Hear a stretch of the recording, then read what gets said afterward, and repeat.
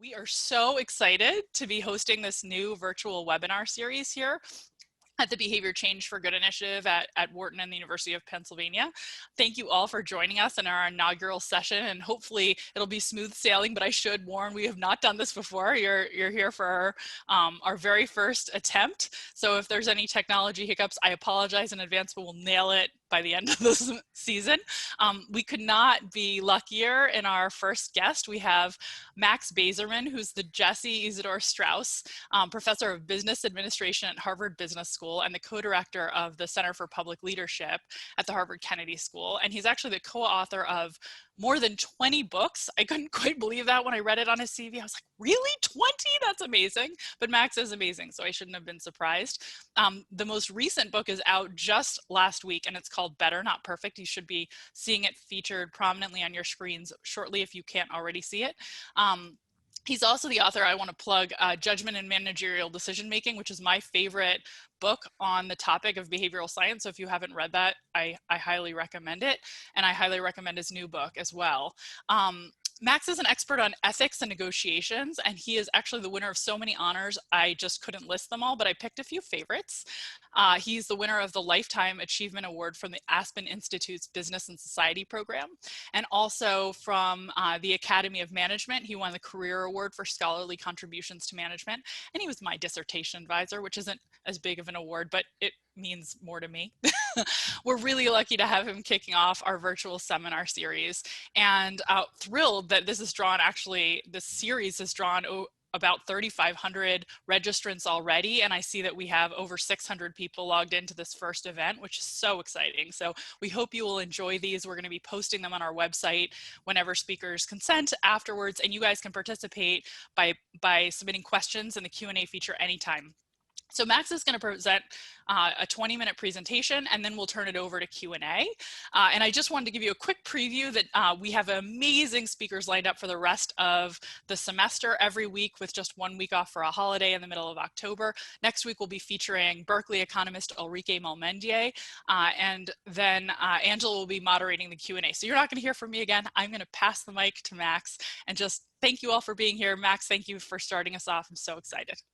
Thank you so much. So let me start off by thanking Angela and thanking Katie for inviting me. Katie skipped my best honor, and that is I have like amazing advisees, and Katie is a sort of terrific exemplar of exactly that. So I'm going to be talking a little bit about my new book, Better Not Perfect, and then move into a specific study that's relevant in the contemporary world, how to allocate scarce resources under COVID. And a lot of you might be thinking ahead to vaccines, and we can talk about that as well, depending on time or depending on your questions.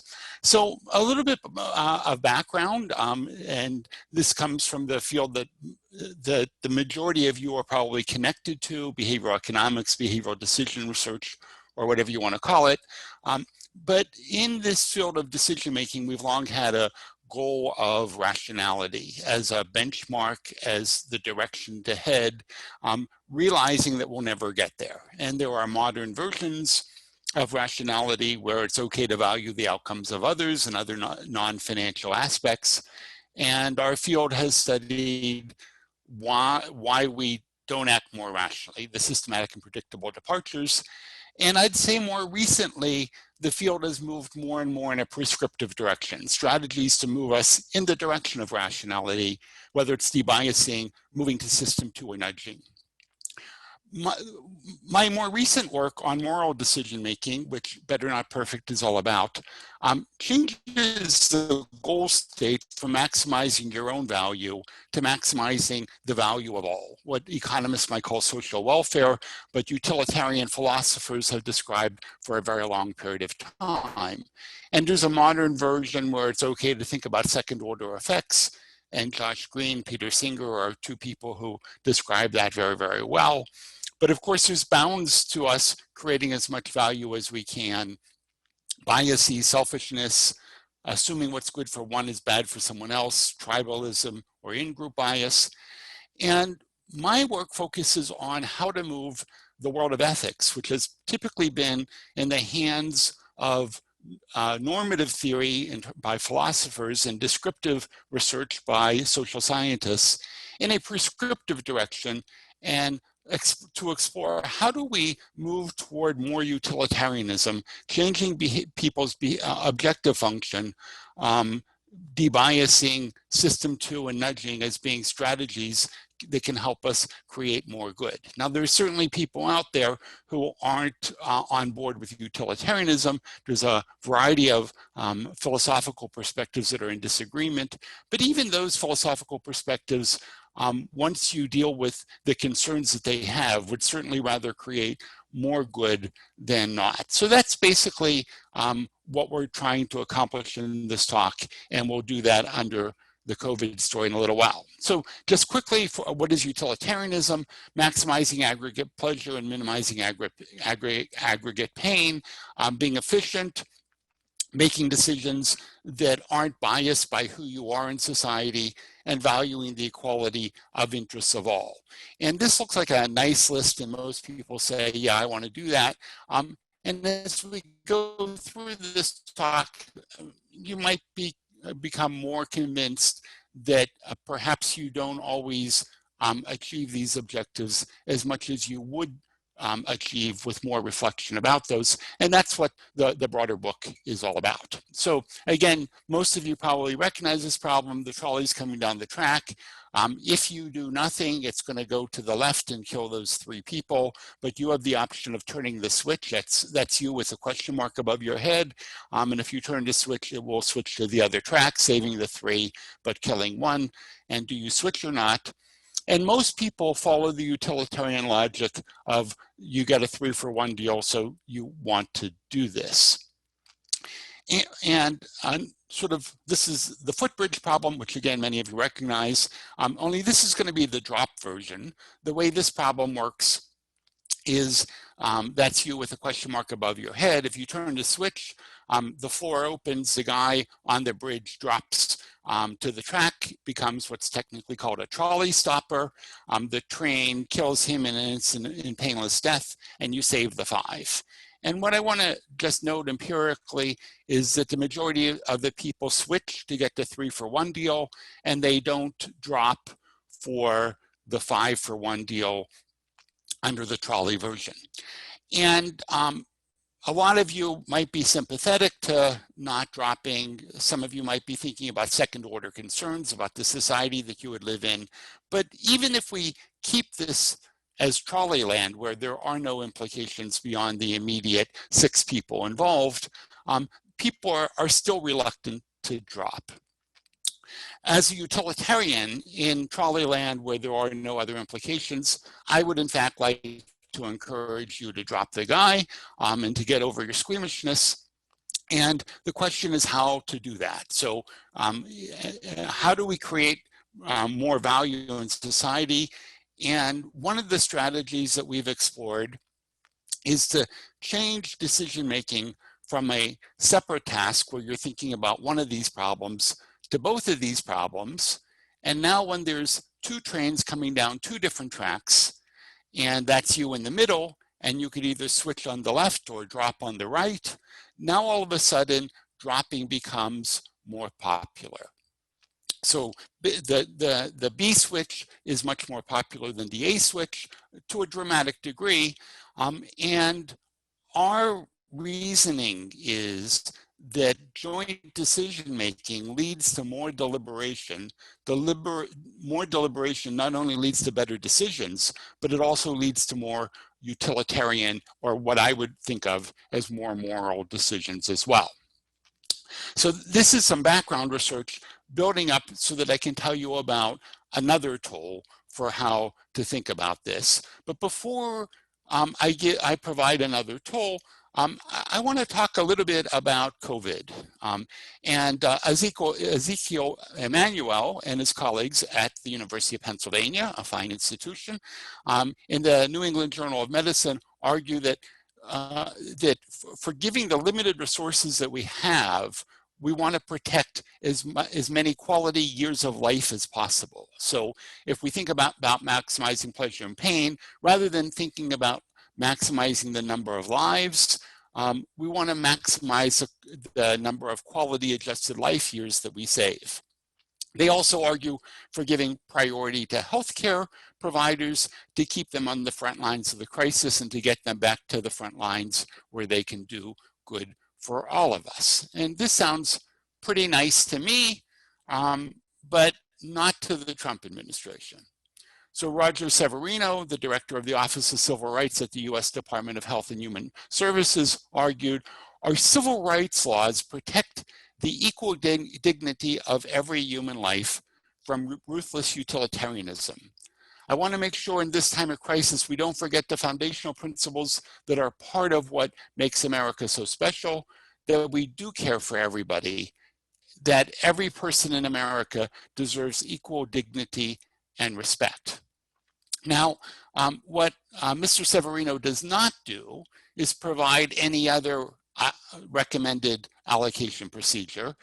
Rather, he simply criticizes utilitarianism, and utilitarianism is certainly guilty of having a pretty lousy selected name, but doing the most good we possibly can seems like a pretty good objective in difficult times.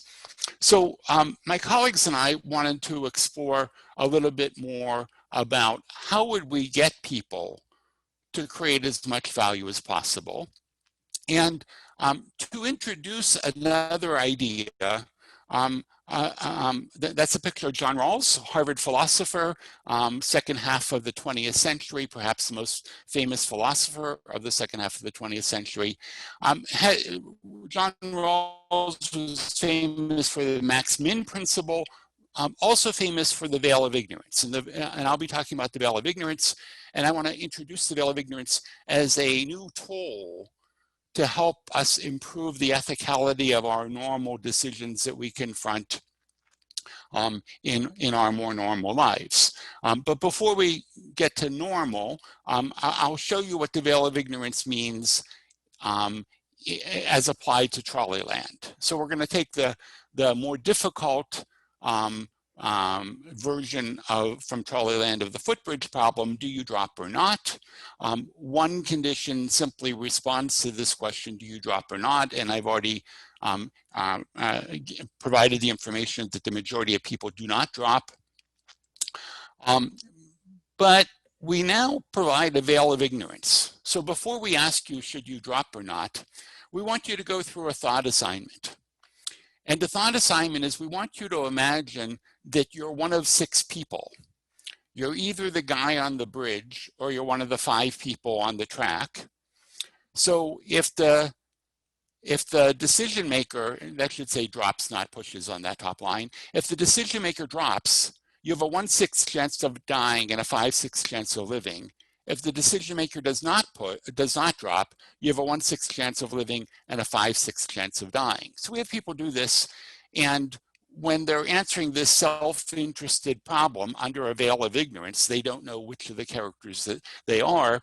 Under this story, now all of a sudden, well, to start with, people say we should drop, but then when we move people to the decision maker and ask, do you drop or not, people are significantly more likely to drop, and they also find it more ethical to drop. So by going through the veil of ignorance exercise of thinking that you could be any person within this problem that would be affected, now all of a sudden people move in a utilitarian direction in our workhorse ethical problem from Trolleyland. But now we want to get a little bit more real and ask who should get the scarce resource in the COVID crisis. And I would encourage everybody to be thinking about what a sort of wise, but I want you to specifically focus on the following problem. And I don't want to bias you at all, but I did turn 65 about a month ago. So, but I'm sure that won't affect your decision here. So the question I want you to be thinking about is, should a hospital's only remaining ventilator be given to a 65-year-old patient who arrived at the hospital first under the sort of agnostic first come, first serve policy, or to a 25-year-old patient who arrives moments later, where saving the 25-year-old would save more life years. Assume that the patient who gets the ventilator lives and the other patient dies. Okay. Now, of course, you want to know more about the 25-year-old and the 65-year-old, but kind of like lots of laboratory experiments, you don't have that information. All you have is age, so you have a proxy for how much future benefit there is to the two parties. But the problem itself, you see right in front of you, and you could be making you can make your decision on whether you're going to save the 65-year-old or the 25-year-old. And here are the results from that very simple version of the problem. And what you'll see is a pretty strong self-serving bias. 2/3 of the young people, we're calling those people 18 to 30, 2/3 of them want to give the ventilator to the younger person. This is consistent with utilitarianism, but it's also consistent with self-interest. When we look at the other end of the scale, when we look at our study participants who are 60 or older, 2/3 of them want to keep the ventilator for the older person. So we have self-serving biases running pretty strong. But we then add, and you can see my colleagues at the top of the screen, a veil of ignorance version, where we ask people to simply think through the exercise of you could be the 65-year-old person, or you could be the 25-year-old person. And I would admit that this is not a very robust veil, because it's hard for a 65-year-old to imagine being 25. But we ask people to do their best to think about a world where they have a 50% chance of being the 65-year-old, a 50% chance of being the 25-year-old. What would you want the decision to be? People enthusiastically endorse the 25-year-old should get it. And then we ask them, okay, you are the decision maker. Who should get it? And now all of a sudden, the self-serving biases disappear. So the young people continue to give the ventilator to the young person at a very similar rate as the control condition. But now the people over 60 end up giving the ventilator to the young person at a very, very similar rate. The veil of ignorance is shockingly useful for taking people out of their own self-serving view of the world to think about what the moral choice would be in what we think of as a less biased way. Now, I want to stop here because we quit thinking about ventilators when they ended up not being that short of supply in the US. Now, ventilators were a very real issue. In Italy, there's a terrific frontline episode about a doctor making decisions about who gets the ventilator, where she expresses it would be really good for the hospital to have a policy on this. The Penn professor I mentioned earlier is obviously offering one strategy that we think makes a lot of sense. As we move from ventilators to vaccines, hopefully in the very near future, notice that who the recipients should be is likely to change. There's good reason to imagine that hospital workers and other essential personnel who are interacting with the public should be the first to get the vaccine. But now all of a sudden, it may well be the case that the 70-year-old should get the vaccine before the 25-year-old, because the implication of the vaccine to people who either have pre-existing conditions or are simply older may be much more significant in terms of quality life years that are likely to be saved because of the dramatically different probability of different groups dying from the COVID disease. You can also imagine that not only allocations within the United States, but you can imagine international negotiations about what countries are going to get the first 100 million doses of the vaccine. And now's a really good time to think about it. And I haven't heard any particularly good criteria that would be better than the idea of creating the most value that we possibly can. And the utilitarian world has done a good job of quantifying and trying to become more sophisticated about what that would look like. Okay, so back to the more general message, and then we'll open up for questions. What I'm hoping to accomplish with my more recent writing is to make the argument that we need to teach a contemporary version of utilitarianism that includes thinking about second order effects rather than just sort of what happens with the immediate action. We need to help people understand why they don't act in more utilitarian ways. And Better Not Perfect goes into that in a lot of detail. So if you're interested in an audit of your moral decision making, I think you are likely to find some of that there. And finally, to the audience that has long used rationality as a benchmark, even without believing it's a descriptive reality, I want to suggest that utilitarianism provides a pretty good benchmark for what we want to accomplish, how we want to create more good, without the expectation that we will necessarily get there. So I think I'm under time by about a minute, so that gives us more time for conversation. So I'll turn this over to Angela and proceed as the group decides. Well, I will remind our large audience that the Q&A is open, and so Max provides the A's, you provide the Q's. Let me just begin with one question of clarification from George Freebuyer-Sizer. Sorry, George. Could you please explain what you mean by second order effects one more time, Max? Sure. Yeah. So some people say, I don't want to push the guy off of the bridge because the world would be a worse place. So while I'll save a net 4 lives, I'll be contributing to the destruction of society. And you can see this in sort of another version as we go from trolley to footbridge. There's a very famous surgeon problem that comes out of the same philosophical literature. And basically you have 5 patients in the hospital, all who need a different body part.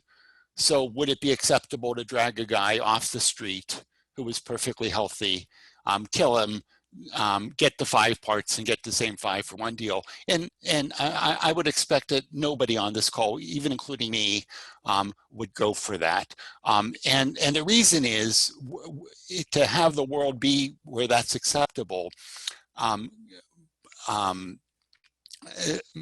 It creates so much negative value in the future that we wouldn't want to do that. Yeah, so I think that the footbridge problem has been studied by lots of terrific scientists, certainly including Josh Green and Fiery Cushman and lots of others. I think part of the reason, I'm not going to go into an analysis of the footbridge problem that others can do far better than I can, but I think part of the reason we don't want to drop the guy or push the guy off the bridge is that we're bringing real world baggage and we're imagining the world that would be affected. So so Josh Green wrote a book called Moral Tribes. Josh is about 20 years younger than me. He's my personal philosophy tutor. And I think chapter 9 of his book is a terrific description of second order effects and why so often people want to disagree with what they perceive to be a utilitarian decision when in fact utilitarians wouldn't be making that decision because of second order effects. Thank you. And by the way, we are going to be sharing the video of this talk, not the slides, but the video, which of course includes the slides. And on that note, Max, would you mind stopping your screen share unless you are going to be sharing something after this, and then people should see you bigger. Okay, that's great. I like that question. I knew the answer. Okay, good. Well, you might have an answer for this one too. So one of the questions was about the certainty versus uncertainty in the trolley problem, and I would also say in the ventilator hypothetical that you gave, which is that you gave 100% certainties, and would introducing, of course, life is probabilistic, would introducing uncertainty change, do you think, like any of the decisions that people would make? Sure, and you know, I think that the certainty of that we impose in the trolley problem or the ventilator problem that I showed you is meant to simplify and clarify the fact that either joint decision making or the veil of ignorance can improve how much value that we can create in society. So I think that that's an artificial reality. We also don't give you any other demographics about the 25-year-old or the 65-year-old.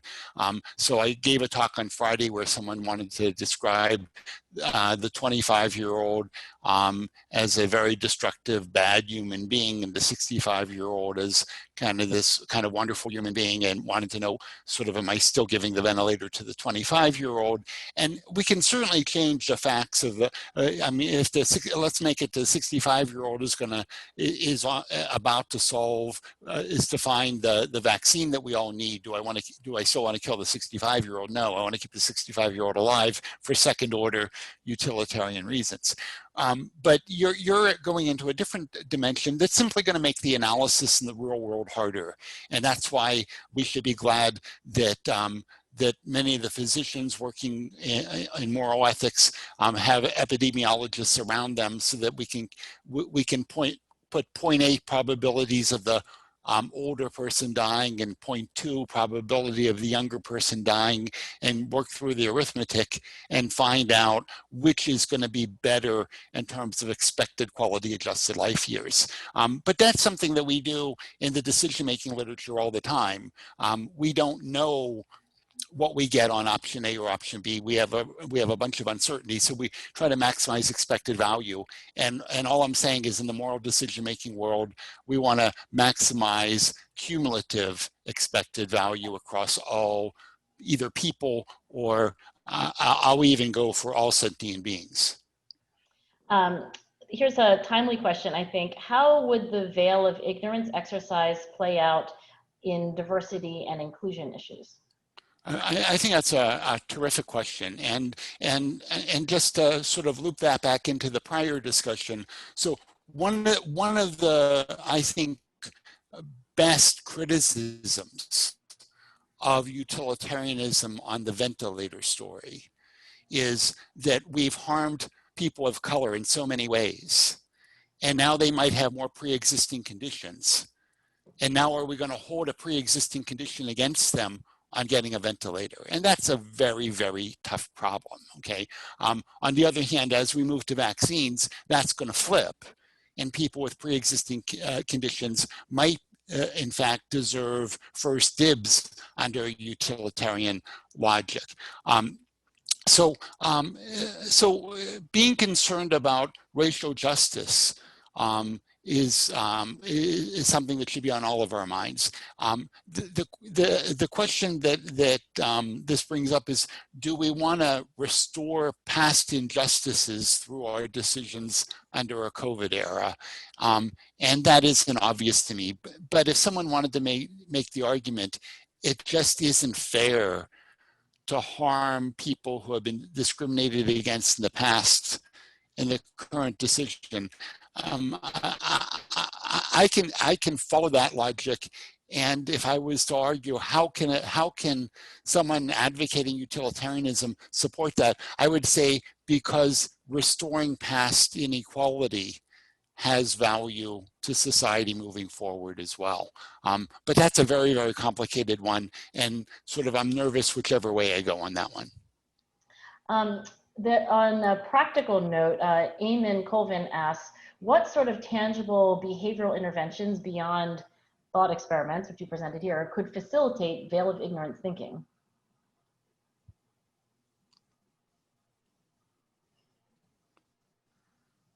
So I think that the making is the same induction that we would recommend that people should go through in real life all the time. So I think that as University of Pennsylvania professors or Harvard professors think about an issue, let's say legacy admissions, one of my favorite topics to talk about and to criticize. If there's an awful lot of professors that we all know at Penn or at Harvard who are generally liberal, but they're okay with legacy preferences. If you get people to think through this problem under a veil of ignorance, I think it's very hard to maintain a preference for legacy admissions, even though legacy admissions obviously provide some secondary benefit in terms of revenue generation for the university, but it's so morally bankrupt. And that just becomes clear when we put on a veil of ignorance. So I think veil of ignorance can help you think through kind of any topic where who you are in society affects how you think about the problem in front of you, and affects how we think about the problem in front of us more than we would have imagined. Now this one, I'm curious what you say. Do you see any connection between the veil of ignorance idea or approach and wearing or not wearing face masks and the possible harm that you do to others? So I'm sorry, Angela, I need a little bit more help. How did you understand that question? I'll read it to you verbatim. So you might just say, I don't know. Yeah. Do you see any connection between veil of ignorance and the face mask issue, wearing or not wearing face masks, and possible harm that redounds to others? Yeah, so let's go with age again as a separator. So one of the sort of frustrating things to me as a 65-year-old is that I'll go hiking in the woods, and a hiker will pass on the other side of the trail or on bicycle who's 25 years old and not wearing a mask. And from my very limited understanding of the medical side of COVID, 25-year-olds, in fact, aren't nearly as much at risk from COVID as a 65-year-old. So would I like people to think through whether they would follow through on mask wearing or not, based on not knowing whether they were 25 or 65 years old? Absolutely. I think that there's too many young people who are acting in a self-interested way. They're affected by their self-serving biases and not wearing masks enough. So I think we should have a lot more masks, and I'm generally very conservative on opening up. Obviously, at some point we have to open up, and I think that we can make wiser decisions about how to maximize cumulative value by getting rid of the self-serving interpretations that come from who we are, including the age we are or how wealthy we are, because the wealthy are able to protect themselves from COVID in the ways that poor people can often not. Agreed. Olivier asked, in the real world, all patients and victims do have names, identities, etc. How would you predict such a shift from a statistical victim situation to an identifiable victim situation? How would that influence decision-making? And do you think that is part of the reason for the shift in preferences in the veil of ignorance manipulation? Yeah, so I think that so if we just think about individual decision-making, often having a tension between your emotive preferences and your more cognitive deliberation. So think about decisions where your system 1 and system 2 come up with different decisions. And my reaction sort of in those situations is, for a lot of situations in life, like which brand of potato chips do you buy, your system 1 processes are good enough. And if you deliberate over every decision that you make in the grocery store, it'll take too long to get out. The cost of deliberating exceeds the improvement in the decision you make. In the moral decision domain, I think that a lot of the mistakes that we make are made for emotive, impulsive reasons. And I think being able to identify who that one person is would lead you to have emotive concerns so that you wouldn't take the ventilator off of this person who's going to die 3 days later regardless, in order to give it to a person who can get another 60 years of life out of it. We see the emotive problem getting in the way. That's why, again, this wonderful doctor in this frontline video from Italy, I apologize, I don't remember her name, or the work of your Penn colleagues in terms of thinking about strategies, basically would note that, that we shouldn't make this decision something that frontline doctors have to make. We should be developing policies to take this decision off, to not make this decision a burden to the frontline physicians. And when we're in a conference room thinking about how to allocate vaccines in advance, rather than deciding where to ship a bunch of vaccines when they first become available, we're able to come up with far wiser decisions. So, so I do want to put the emotive aspect that comes with identifiability on hold as much as we possibly can. Since the Q&A thread is so filled with thanks from especially fellow utilitarians, I want to ask from Miriam, maybe a more contrarian question. Why is saving the 20, thought you'd like that. Why is saving the 25-year-old more correct? A similar argument has been used to not take any action against COVID. Most of the worst effects are on older people, so they should just stay home, implying that their lives don't really matter. So I guess the thrust of the question is like, can you double click or elaborate on why it is the more, this is kind of at the heart of the utilitarian calculus here, that saving the 25-year-old is more correct. Sure. So I'm not sure I want to use the word correct. I want to say creating more value. So again, we don't know the other aspects that define the 25-year-old and the 65-year-old. But the way the problem's presented is the person who gets the ventilator lives, the person who doesn't get the ventilator passes. So if we just take the expected value of aggregate pleasure available moving forward for a 25-year-old, they have more good stuff to look forward to in life than the 65-year-old. So the arithmetic is literally that simple. And again, if you look at the effective altruism literature, which is kind of the philanthropy arm of utilitarianism, they focus very much on something called a QALY, QALY, and that's quality adjusted life years. So if we ask if they live, who gets more qualities out of the ventilator, the best guess is that the 25-year-old gets more value than the 65-year-old. So it's a pretty simple arithmetic. We earlier had the question about uncertainty. So do I know that that's true, given that these are two specific people? No, these are two draws from the pull of the pile of 65-year-olds and 25-year-olds. But my best estimate, unless you give me more information about these people, is that we're creating more value by giving the ventilator to the 65-year-old. Once again,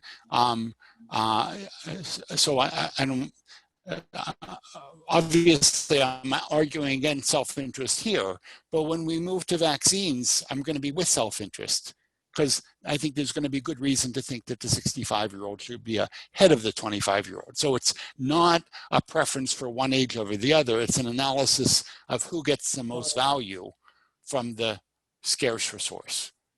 Is there a difference between saying who gets the most value or the collective aggregate value and correct? Because I don't want to say it's more correct, but yeah.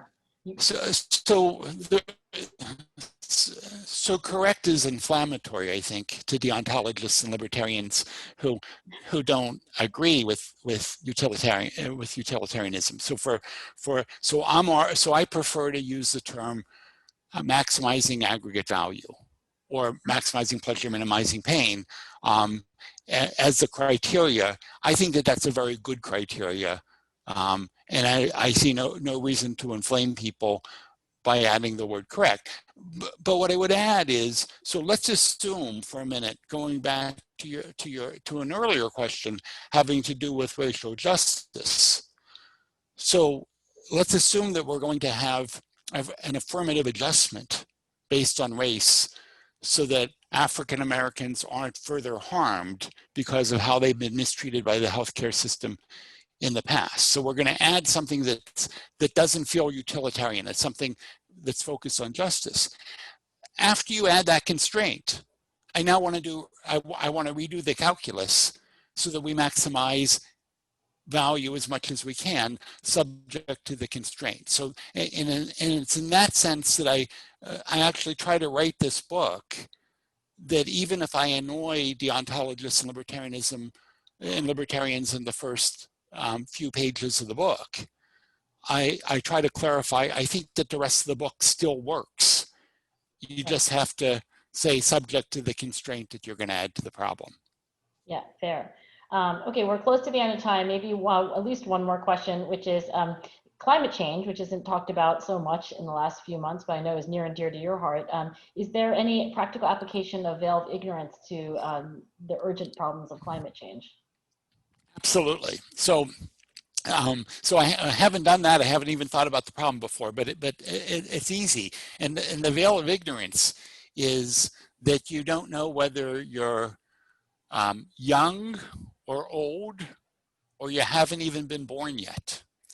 So we want the veil to cover not only the 7 billion people who are currently on Earth, but the next 60 billion who are going to show up in the next 150 years. I probably have my arithmetic off, so I apologize for that.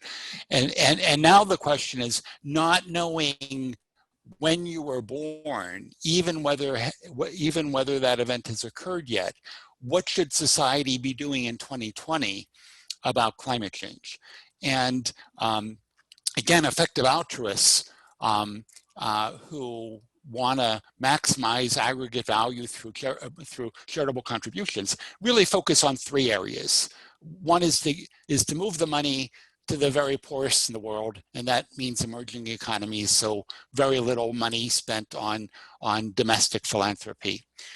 Second category, which might include domestic, is reducing animal suffering. And the argument is that the animals on factory farms are suffering at levels that are unimaginable once we aggregate, and that so reducing animal suffering is the second. And the third is future generations, where climate change is the most common application. So effective altruists, in thinking about how do we create the most good with our charitable contributions, think in these 3 domains. So climate change is really part of this world. It's simply a very hard problem, but the veil of ignorance has a very clear implication of how we think about it. And rather than just, you don't know whether you're a human, a cow, or a chicken, or a wild giraffe, in the climate change story, you don't know when you were born, including whether it's even occurred yet.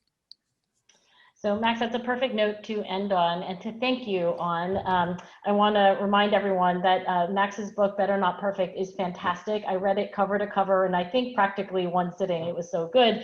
And I also want to remind everyone that we will be here, and I hope Max will be in our viewing audience a week from today. That's noon Eastern time, with Berkeley economist Ulrike Malmondier. And apologies if I mispronounced that name. Thank you again, Max. I will hopefully see you very soon. Thank you, and Katie and Angela, thank you both for creating this series, giving me the opportunity, and I look forward to attending many of the sessions that follow with appreciation. Terrific. Everyone have a good, safe day.